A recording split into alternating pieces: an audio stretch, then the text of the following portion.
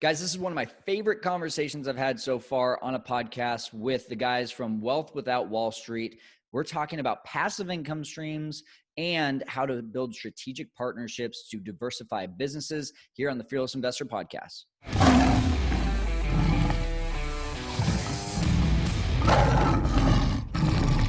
Hey, welcome in, everyone. This is Kyle Stanley here on the Fearless Investor Podcast. We've got Joey Murray and Russ Morgan from Wealth Without Wall Street. These guys are doing so many different things in investing, from real estate to infinite banking to land. I mean, they're doing it all. And what I love is that they're using their skills, they're using their experience, and they're going to give you some really strategic ways to be able to build partnerships with people that if you're lacking a skill, they're going to show you exactly how to be able to find that skill or develop that skill and add value to other people that you can eventually partner with and just blow up business after business after business. They have so many LLCs. They told us in this interview that their accountant is just worn out. But really, really fun topic here today. And we're going to talk a little bit about Airbnb here too, as these guys are just getting started. And if you have not already, make sure you download our Airbnb profit calculator on our website. I also just uploaded a video onto our YouTube channel with my friend Lauren Hardy, where I walked her through how to use AirDNA as a great tool to be able to be matched with that profit calculator. So watch that video as you download the calculator so that you understand how exactly to figure out if an Airbnb deal is going to be just that, a deal or a dud. Now let's get to it with the guys from Wealth Without Wall Street, Joey Murray and Russ Morgan. Hey, welcome into the show, guys. We've got Joey Murray and Russ Morgan of Wealth Without Wall Street. Two guys coming in from Birmingham, Alabama. Guys, welcome into the show. Thanks for being on. Yeah, thanks for having us, man. Yeah, glad to be here. Awesome. Hey, guys, before we jump into it and talk about passive income, I would love to hear, what is your most interesting real estate investing stories? All right, so this is Joey. I'm going to go ahead and start off with, I have a condo that I've owned for about 15 years. I've rented it out, barely made any money on it. It's just like constantly a cash flow killer. And we've just recently switched it to a short-term rental, by the way. So that's another story. Love hearing that. It's at the bottom of 3 levels. And so I have constantly been the recipient of several water hazards in my condo. The most awesome of which was the one unit above me. There was a kid in that house that was playing with venomous snakes and reptiles in an aquarium of some sort, sloshing water around, and it started to leak down into my unit. No. That was the worst story to experience, but now I laugh about it. So that would be my number one. Oh my gosh, that's that's fun. Russ, how about yourself? Didn't you say though that when you were talking to like the HOA manager, they were talking about finding snakes in like the sewer drain and lizards and all sort of stuff like running through the pipes? Yeah, eventually that got them fined until they moved. Like literally they had to sell the condo because the HOA just started hounding them for these snakes being like loose in the association. Oh my gosh. That sounds absolutely miserable, guys. I'm not a snake fan, so that just sounds like something that would be a worse nightmare for everybody's skin is crawling right now. Yeah. Well, I could tell numerous failures in the real estate space, but I want to share a success story. Like let people know that there are some first time opportunities where, and this has nothing to do with me, but my wife and I were looking for an opportunity to have a second home, place that we could go and take our kids. And so I found this property on a lake between us and our old college town. And I found an opportunity. You know, you always say you make money when you buy, right? So I found a property that, when talking to the real estate agent, he let me know that the couple was getting a divorce, and that's pretty sad. And through that, I was like, well, man, I'm going to see if I can really work this deal. And I bought the property. I knew I bought it right. And one of the things in our business that we talk about is how to use our homes and even second homes as dwelling unit rentals. And most people may know about the Augusta rule, where you can rent out your house to your business if you have a corporation, and you can then have an expense to your business while you were bringing the income without having to pay tax on it. Well, we used this property for 2 straight summers, and I knew the market was pretty hot. So I put the house back on the market literally 14 months after we bought it, and had about a 60% return. Wow. In a 14-month period of time. And that doesn't include the fact that I was able to rent it from my business almost 20 times and put $80,000 in my pocket just from that alone, tax-free. So I thought that was a pretty cool story of when, how second homes go well. And there's ways to not only have them for business, but also for personal pleasure. Okay, wait, I have to pause for a second because what you just mentioned there, I don't think I've ever heard that concept. You're saying that you're paying your business, or your business is paying your home personally for rent, and you're basically taking it off as tax-free. Is that what I'm understanding? Yeah, so way back when, I think it was Dwight Eisenhower who put this in place. He had some famous friends that own houses around Augusta National, and they would obviously rent their houses out. And one of the things that they wanted to do is not have to pay tax on that income. And during the week of the Masters. Yeah, for the Masters week. And so he set it up where you could rent out your house for 7 days. Well, later on, a couple, 20, 30 years later, it got expanded to 14 days. And some people who have rental properties or stuff like that, second homes, sometimes they've been able to do that. And as long as it's rented for less than 14 days, you don't have to pay income tax on that money. Well, as business owners, we a lot of times have events at our houses or have employee retreats or gatherings. And so one of the things that you can do is utilize that same rule for an event space. And so what you do is, there's a lot of little working parts that you have to have. You don't want to just go do this willy-nilly on your own. But I had a basic commercial appraisal done on my house that compared the square footage of my house to get me a dollar per square foot compared to, say, a place nearby who would be renting out a place for 4 to 5 hours for a wedding venue or maybe a reception or that kind of thing. So instead of renting my house for $200 a night or $800 a night, I would rent it for between $3,000 to $4,000 for a 4 to 5 hour time frame. And so my business then would rent my house out and would expense that. And me personally, as long as I did it for less than 14 days for each house, so I had 2 houses, so I could do up to 28 days total at $3,000 to $4,000 a clip. That's a pretty good way for our business to, give our employees a place to go. That's not, a Holiday Inn, conference center, right? I want to have a nicer place, nicer bathrooms, more privacy, all the reasons why you would do this. But at the same time, as a business owner, be able to transfer money out of my left pocket to my right pocket tax-free.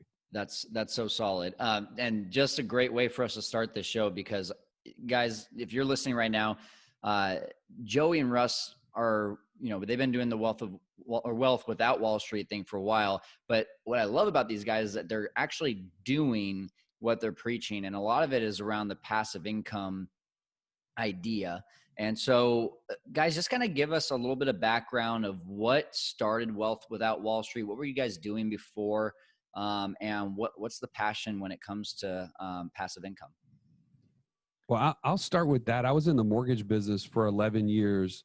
And during that time, I met Russ. We were friends at church. And he said, man, I need to start sending you some referrals for mortgages for some of my clients. I don't want anybody else to screw it up.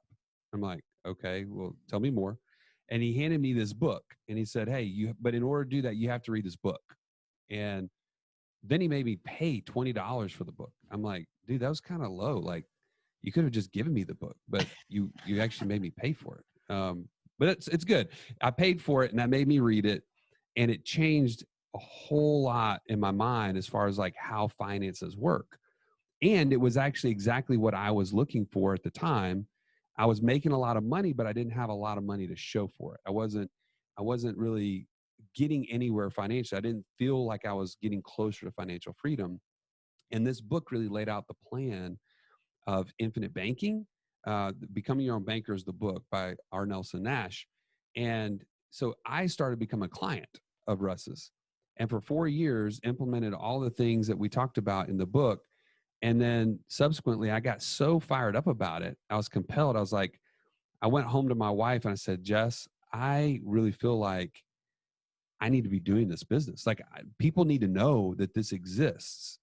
And by the way, she was pregnant with our fourth daughter and did not work. And I was making over $300,000 a year.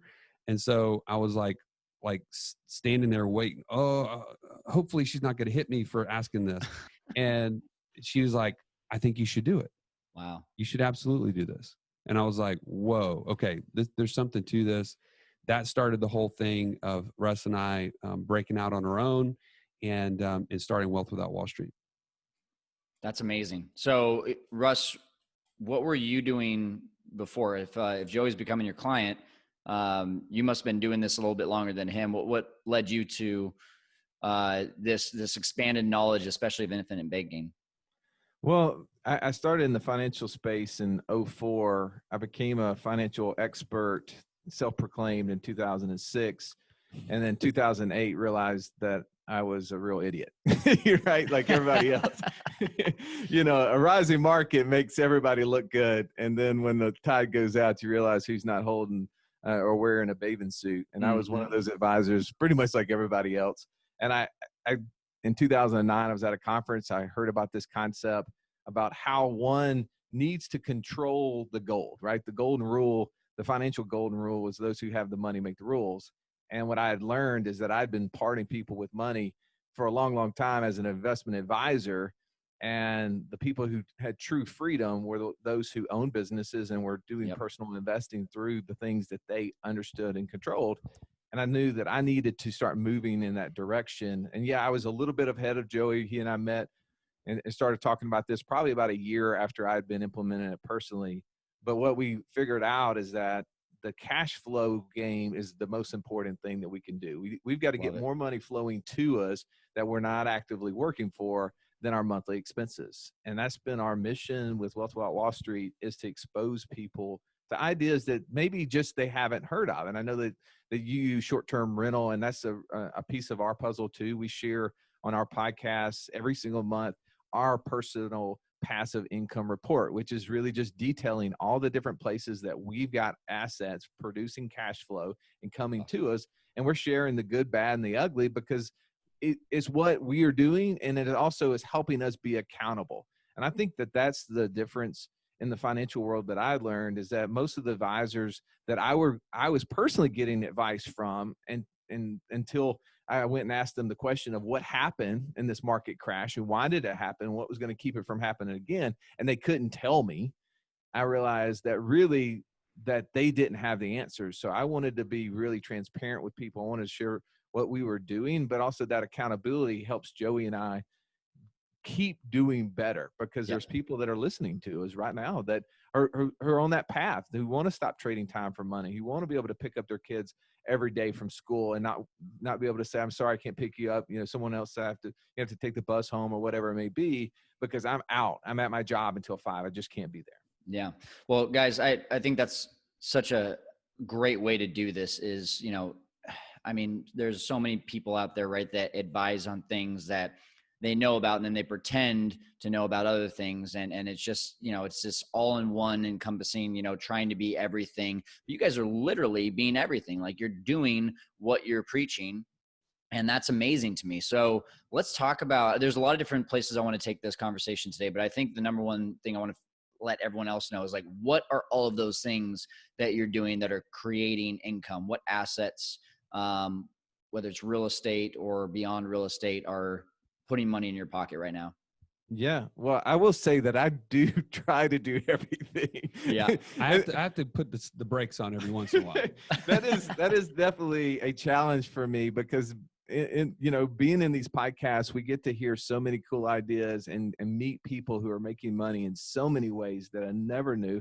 As a typical, I was a certified financial planner, right? So that's the one who goes to school for and gets this designation that's supposed to put you in the top 1% of all advisors.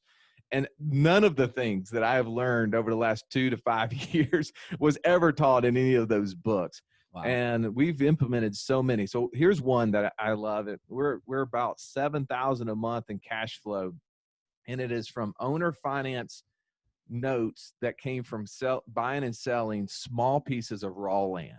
Wow. It's the most unique idea that I had ever seen. And it was an area that we interviewed a guy who on our podcast, and we looked maybe a year after, was kind of looking back at our stats and figured that and saw that this one episode had the highest download rate of anything that we had done. I was like, we ought to get him to come back on again, and came on a second time. We're like, why are we not personally doing this? Yeah. And I realized why we weren't doing it, because it required an active involvement. And Joey and I already run so many different businesses. We're like, that's probably not going to work. But we figured, okay, well, maybe we can find someone who can help us. And we got our executive assistant to start the business for us.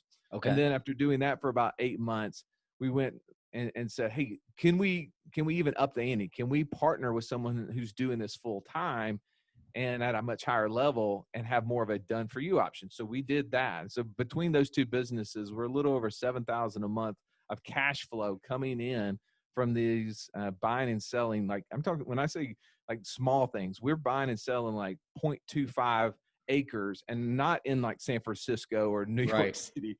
These are in like little small towns that you wouldn't even know the name of. But yet the flow, we've bought 100 something and sold almost 100 properties now in a very short period of time. That's amazing. Really, is that the Casual Friday guys? Well, it is not through the Casual Friday guys, but they do very similar stuff. Got it. And we love the model. They actually have a different model where they're buying and selling a little higher end properties, but it's the exact same concept, and it's really cool. Cool. Okay, so land is one. Joey, what's another? I'm gonna piggyback on what you're doing, the short-term rental side, and we got really, really fired up about that idea. And we're doing it from the standpoint of leasing the units from somebody and then using that arbitrage on the nightly and short-term rental piece. And so we actually started with that same condo that had the venomous snakes leaking into it. Did you do an Amazon theme? So if the snakes were coming through, they would just think it's part of the decor. Yeah, exactly. Like, pick your own adventure, Yeah. That condo never made me more than like $100 a month in cash flow, because I didn't buy it for investment. It was actually a primary residence at one point. You were renting it out for $950 a month for about 15 years. Yeah, it was just never making any money. Wow. And now that same unit is making us $2,700 a month.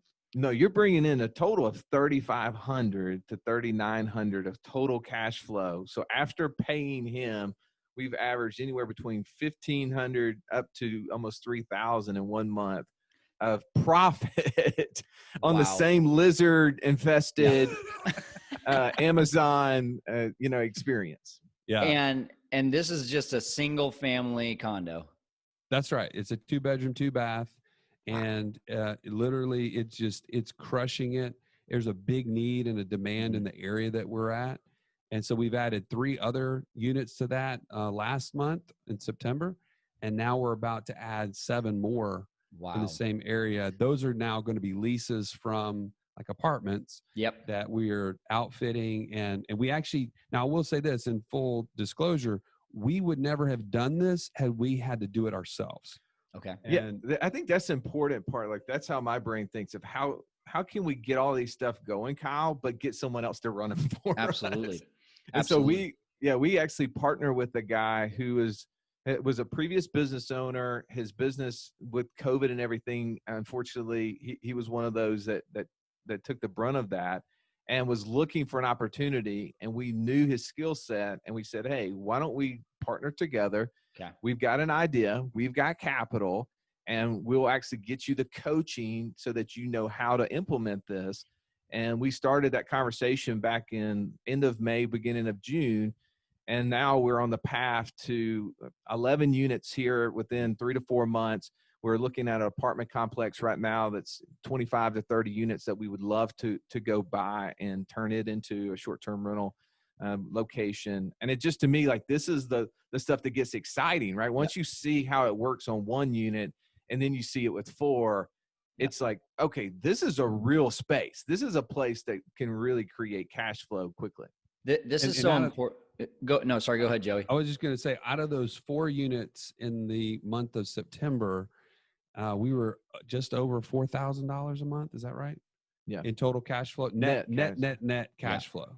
That's awesome. So this is something I want to make sure people don't miss, because I'm like you guys, where, you start something yourself and then you get excited about something else, but you can't spread yourself thin. So there's that idea of partnering with someone that knows what they're doing, and then you still provide some value, but they're filling in the majority of the gaps. I have a subject to business with another partner that literally, like, I don't know hardly anything about, but I know the value that I bring to it. And then he fills in the rest of the gaps, and we're doing this thing together. And I think that is such an amazing way to diversify your entire portfolio of businesses that you have. So for our audience today, who a lot of people are Airbnb hopefuls, I guess you could say, if that's a word, but a lot of people are thinking like, hey, I don't have that skill set to maybe go and talk to a landlord and really be good at selling them on the arbitrage ideal, or, hey, I can do that, but I'm not very good at raising the money to be able to pay for the furniture, and I barely got any money in my pocket at all. This sounds like an amazing way to get an Airbnb or short-term rentals business, or for that matter, any business started. So what are some ways of which you guys, because you've done it on a lot of different businesses now, what are some ways of which you've found to be able to start these strategic partnerships? Well, so one of the things that we did, if it's all right, we created a community and a free link for your audience. And if you go to wealthwithoutwallstreet.com/fearless investor. Here we go. That was simple. And it gives you access to this. But one of the things that we did in there, we created this financial freedom course, and there's the what we call the investor DNA. And what it does, it basically, I don't know if you've ever heard of the personality test DISC. Yep. But we worked with the people at DISC to actually uniquely create a financial profile for people. They'd never done this before, and our teams worked together to come up with a model where people could go through it and obviously learn stuff about the personality traits, but then how do they apply that to finance? And what we've learned is that, just like you said, people have different gifts, and we need to apply those gifts correctly. Yep. And when someone is gifted in being an extrovert and being able to, be that quick start and go do stuff, one of the things they usually fail in, because this is me, is follow through. And they need someone who can help implement the ideas that they come up with. And that is a huge need, where people think that they can be everything to all, all parts. And usually that's not the case. It takes a team to make things work. And what we've done in this is we help people see that you need to partner with people. And one of the best ways to do that is learn who you are and then find partners. So inside of our community, we've seen plenty of opportunities where people have connected inside of the community because they can message with each other. They can talk openly on the platform, but they've been able to find unique partnerships because they're looking for someone who's the opposite of them in relationship to their personality and their skill set, but still have the same goal as the other. So Russ, are you a DI? I am actually more of an IS. Which is really, really hard. My D does come out, but it is low. But yes, I think vision. And my part that where I don't have the D is I'm not willing to get angry with people. Because I live in the South and everything is bless them, right? And then behind the scenes, I go tell this guy, and he's the deliverer of the bad news. That's good. That's good. No, I was curious because I'm a DI, and that's what you just described of being the idea man and not always necessarily following through. I have ideas all the time, and things fall through the cracks because I'm just doing so much. So, but yeah, guys, go check that out. So that was wealthwithoutwallstreet.com/fearless investor. Fearless investor. Perfect. Okay. I'm going to go check that out because I want to take that and I want to see how that translates into my investing DNA. Okay. Well, so again, let's just go back to this idea though, because I want to, the idea here, with our show, Fearless Investor, getting people past fear. I think the biggest thing that people fear is they can't do it themselves. So what is one or two tips on how to start a strategic partnership with someone that you might say, hey, I know they've got the skills that I don't have. I know that we could do this thing together, but I don't even know what a partnership would look like or how that would work. And so, let's give our audience a little bit of tips on where they could start for that. So let me make sure I understand the question. Yeah. You're wanting to know like some tips on how to even look for a partnership or how to set it up, or what do you mean? Yeah, just more so like if I'm sitting here and I'm thinking, man, like I don't have the skill set of really going and talking to people. How am I going to go find someone like that and really partner with them to be able to start a business together? Well, I think the first tip would be is you have to be willing to network to find that person. Yeah. And the second thing is take it slow, right? Because if you immediately come out of the gates looking for that partnership, you got to think about it. It's like a marriage relationship to a certain degree. Like you can't just immediately run down the aisle. Like you need to kind of take it slow, make sure that you know that person well enough to where you can confirm that you can add value to them. Absolutely. And vice versa, right? And I think one, to mitigate the fear factor that you're talking about, is nobody, in my opinion, is successful on their own. Like they have to. This is a team sport. Investing, in my opinion, unless you want to keep it really small, really small minded and really small thinking, leads to like this scarcity. I can only do things myself, the control factor. But if you want to grow anything worthwhile, it's a team sport. So don't be afraid to enter into these partnerships. And there is an element of faith in this. Like you're kind of taking somebody at their word. They're taking you at your word. And you have to make sure that it's, coherent between the two of you. I think even more practical than that, Joey, there's really, in my eyes, four things. There's four elements of this. There's education, money, experience, and deal flow. Okay. That's really what exists.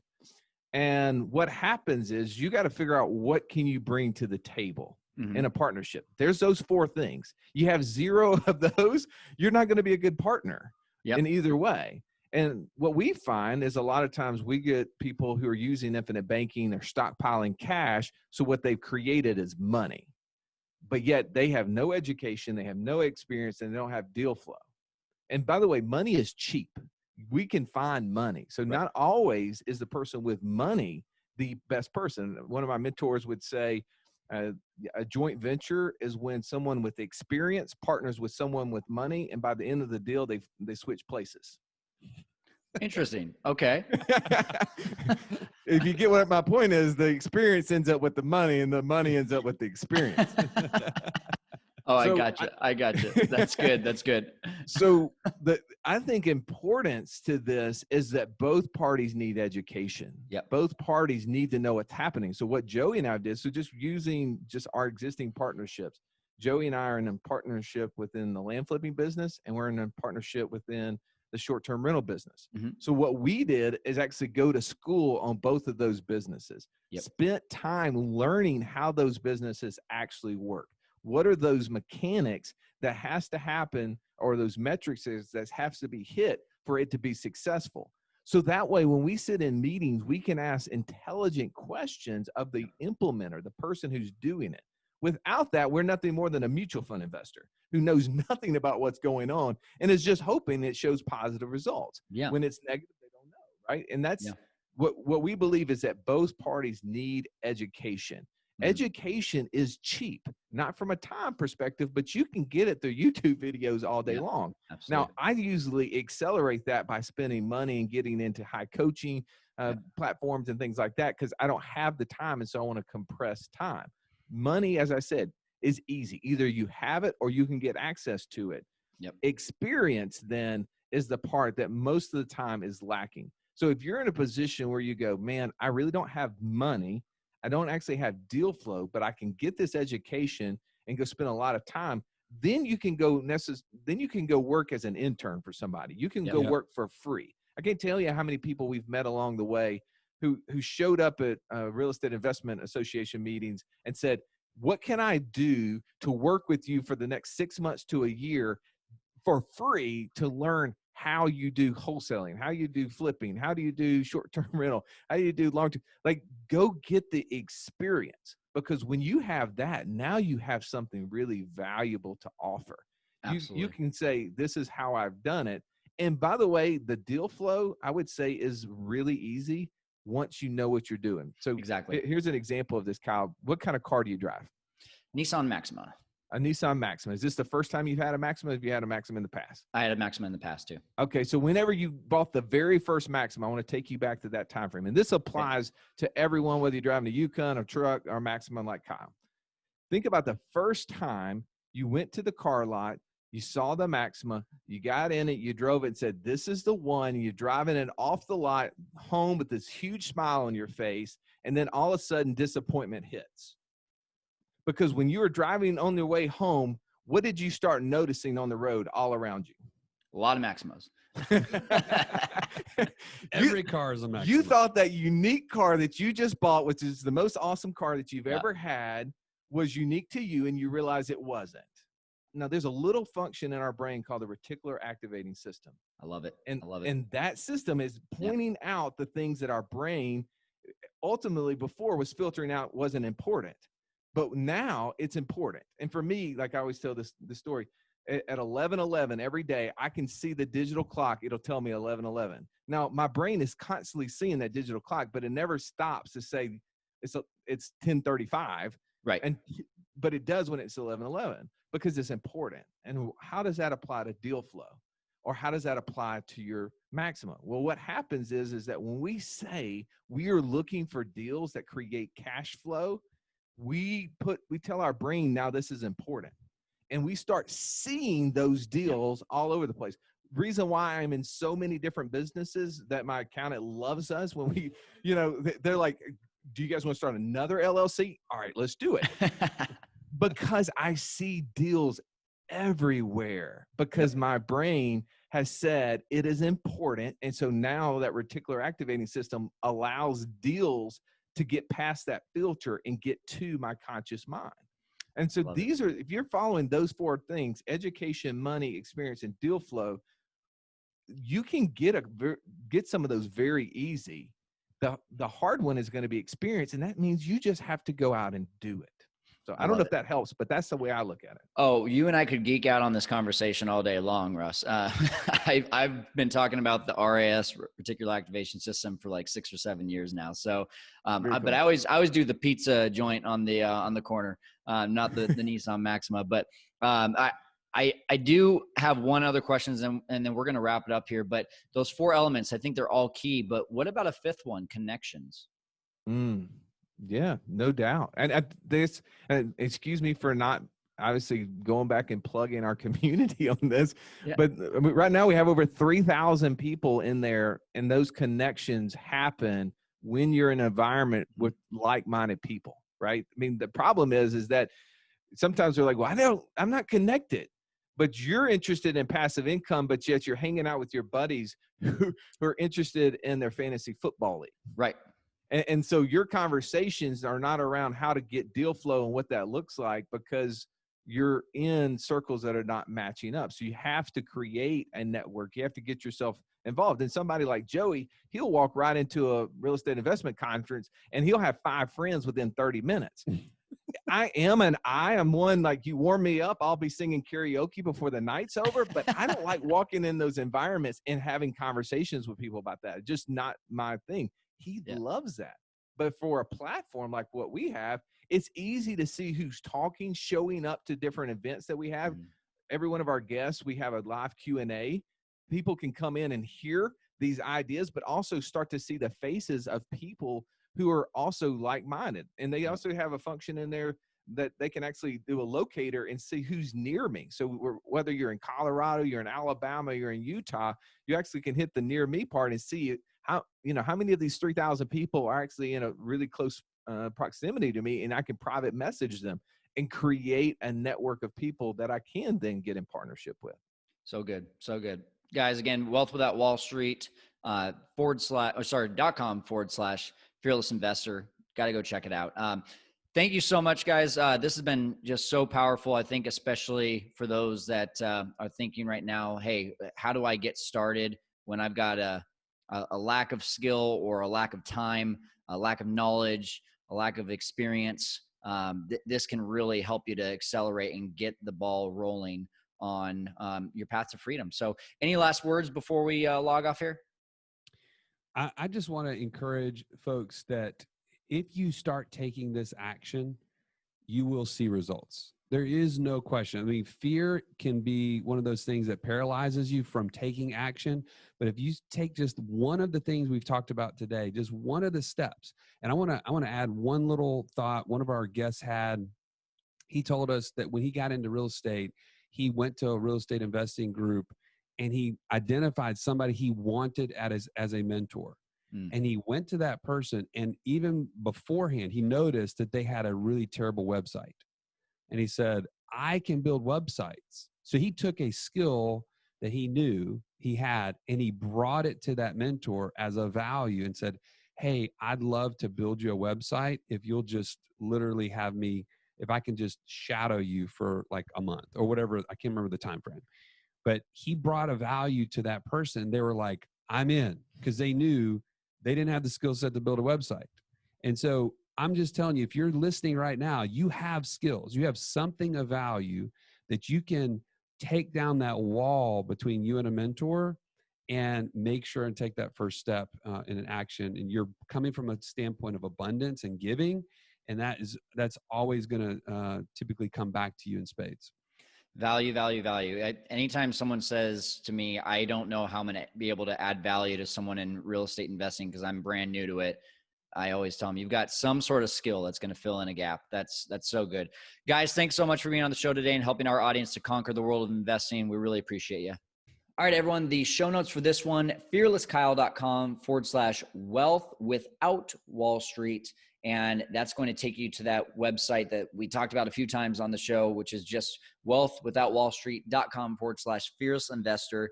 And that's where you can get to be a part of that community.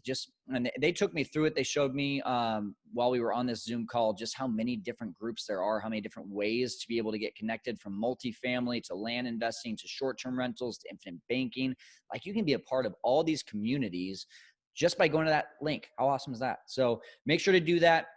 Make sure to implement those 4 to 5 things that we talked about to be able to create strategic partnerships.